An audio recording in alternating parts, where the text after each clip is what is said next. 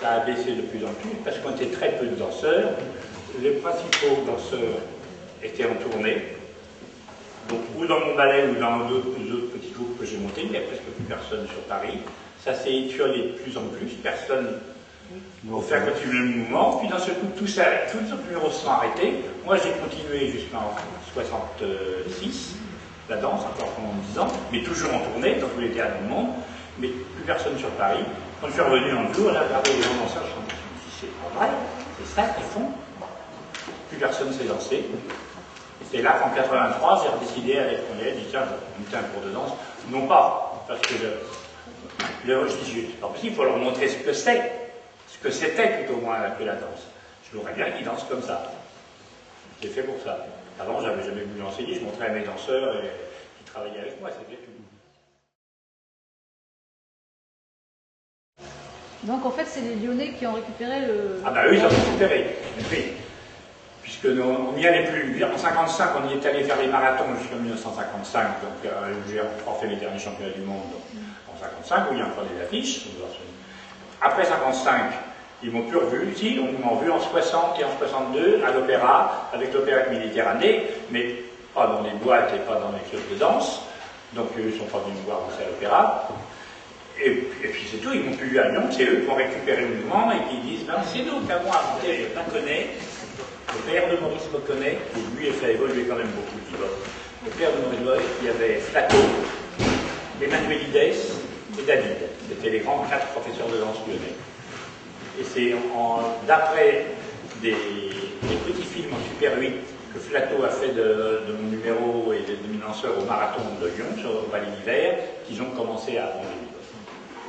Donc la première fois en 52, il a fini.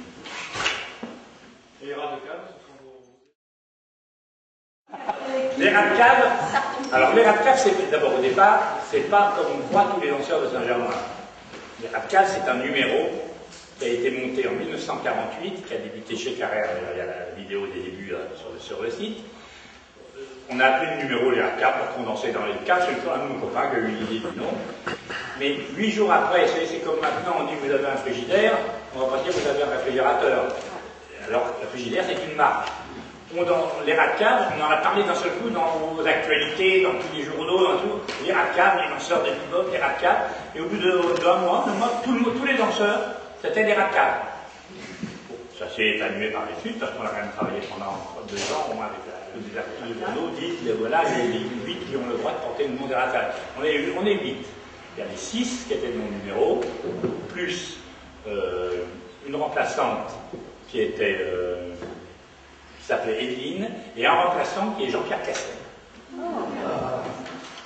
Jean-Pierre Cassel, qui s'appelle Jean-Pierre Crochon, a débuté, je vais montrer comme je vais montrer les premiers pas là, ici avec moi, c'était en 49, et en 50, il m'a remplacé dans mon numéro des rats de cave, quand je suis parti avec un autre numéro sur l'Italie, au casino de Knopflezout, et pendant 2 mois pendant l'été. Donc il a fait partie des rats de cave. Donc il a droit au titre de rat de cave. Et c'était qui les 6 autres?